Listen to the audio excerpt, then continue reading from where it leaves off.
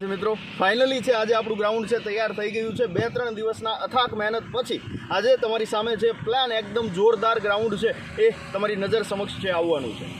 આ ગ્રાઉન્ડ છે ખાસ કરીને આપણે જે પોલીસ ભરતીની તૈયારી કરી રહ્યા છે એવા યોદ્ધાઓ માટે અથવા તો જેણે ફોરેસ્ટની એક્ઝામ આપી દીધી છે અને હવે ગ્રાઉન્ડની તૈયારી કરવાના છે એવા યોદ્ધાઓ માટે સરસ મજાનું ગ્રાઉન્ડ તૈયાર કર્યું છે। 400 મીટરનો એકદમ યુનિક છે ટ્રેક તૈયાર કર્યો છે સ્પેશિયલી રનિંગ માટે કહી શકાય એવો જોરદાર ટ્રેક છે એ બનીને હવે રેડી થઈ ગયો છે। જેમ તમે પાછળથી આ ગ્રાઉન્ડ આખું જોઈ શકતા હશો કેવું સરસ મજાનું ગ્રાઉન્ડ છે એકદમ પ્લાન દોડવાનું નહીં પણ ઉડવાનું મન થાય એવું સરસ મજાનું ગ્રાઉન્ડ છે આપણે તૈયાર કરી લીધું છે। બીજી વસ્તુ કે જે ફોરેસ્ટની તૈયારી કરી રહ્યા છે એવા યોદ્ધાઓ માટે સ્પેશિયલી લાંબી કૂદ ઊંચી કૂદ રસ્સા ચડ એ બધા આયોજનો પણ થયા છે। તો દરેકે દરેક એક્ટિવિટી છે એ પણ તમને અત્યારે દેખાડવી છે। તો ચાલો એક પછી એક એક્ટિવિટી છે એના તમને દર્શન કરાવું કે કઈ ટાઈપનું આપણે આયોજન કર્યું છે અને કેવી રીતે તમે ત્યાં પ્રેક્ટિસ કરવાના છો। Let's go.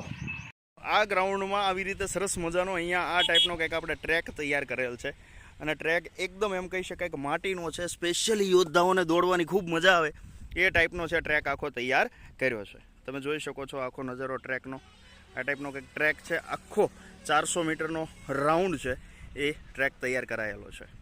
ચાલો જોઈએ આગળ। તો આવી રીતે અહીંયા ટ્રેકની બાજુમાં છે ને સરસ મજાનો આપણે લાંબી કૂદનો ખાડો છે એ તૈયાર કરેલો છે। અહીંયા માપ સાઇઝ સાથેનો તૈયાર કર્યો છે। જો આ વ્હાઇટ પટ્ટી તમે જે જોઈ શકો છો અહીંથી છે આપણે કૂદકો મારવાનો થાય ત્યાંથી લઈને આ પહેલું જે ડોટ દેખાય છે એ બહેનો માટે છે 9 ફૂટનું અને પછીનું છે એ છે 15 ફૂટ એટલે કે ભાઈઓ માટેનું છે। અહીંયા આપણે પાટિયાનું આયોજન કર્યું હતું પણ ખાસ કરીને પાટિયું એટલે નથી રાખ્યું કે તૈયારી દરમિયાન છે ઘણા યોદ્ધાઓના પગ છે એ લપસતા હોય છે એટલે ઇન્જરી ના આવે એના કારણે થઈને છેલ્લે જ્યારે ફાઇનલી આપણે ટેસ્ટ લેતા હોય ત્યારે છે અહીંયા પાટિયું ગોઠવવાનું થશે।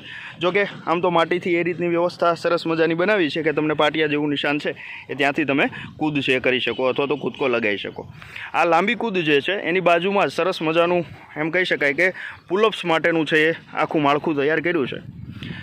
આજે પોલ જે તમે જોઈ શકો છો પોલ ઉપર આ રીતે આર્મીમાં જે સ્પેશિયલ આવે છે અથવા તમે જે એક્ઝામ આપવા માટે જાઓ છો ત્યાં ગ્રીપવાળું જે પાટિયું આવે છે ને એ ટાઈપનું આ ગ્રીપવાળું પાટિયું છે આખું રાખી દીધું છે કે જેના કારણે જે તમારે ત્યાં એક્ઝામમાં આવવાનું છે એ જ રીતે પ્રોપર તમે અહીંયા પ્રેક્ટિસ કરી શકો।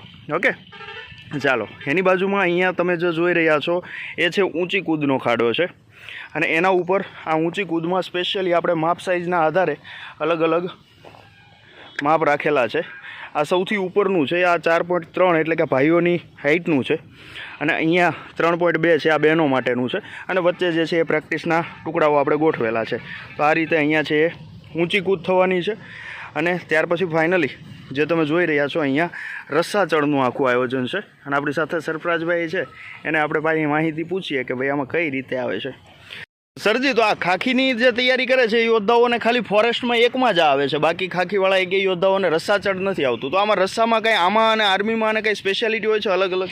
આમાં આર્મીમાં સ્પેશિયલી અલગ અલગ હોય છે જેમ કે આર્મીમાં 4 પ્રકારથી રોપ પૂછાય છે 3rd ક્લાસ રોપ 2nd ક્લાસ રોપ 1st ક્લાસ રોપ અને સ્પેશિયલ ક્લાસ રોપ। અચ્છા એમાં આપણે ખાલી ફોરેસ્ટના એક્ઝામમાં જે છે એ ખાલી 2nd ક્લાસ રોપ જ પૂછાય છે બરાબર અને 2nd ક્લાસ રોપ કેવી રીતે થાય તમને જે હું બતાવી આપું છું કે 2nd ક્લાસ રોપ કેવી રીતે કરીએ। વાહ સર બેસ્ટ તો બતાવો તો આપણે 2nd ક્લાસ રોપ અહીંથી અપ કીએ એટલે ખાલી એની બોડી રીચ કરવાની હોય છે બરાબર અને ખાલી પગની મદદથી હાથની મદદથી ચડાવ પગનો સપોર્ટ નહીં લેવાનો બરાબર પગ છે એને ક્યાંય લગાડવાના નથી હોતા આ રીતે ખુલ્લા રાખવાના બરાબર। અચ્છા ઓકે જો સરસ મજાનો આ રીતનો પોલ મિત્રો તૈયાર કર્યો છે કે આના ઉપર તમારે આવતીકાલથી એટલે કે 1લી તારીખથી આપણું ગ્રાઉન્ડ ચાલુ થઈ રહ્યું છે એમાં તમે રોપ છે એ ચડવાના છો અહીંયા ઊંચી કૂદ કરવાના છો।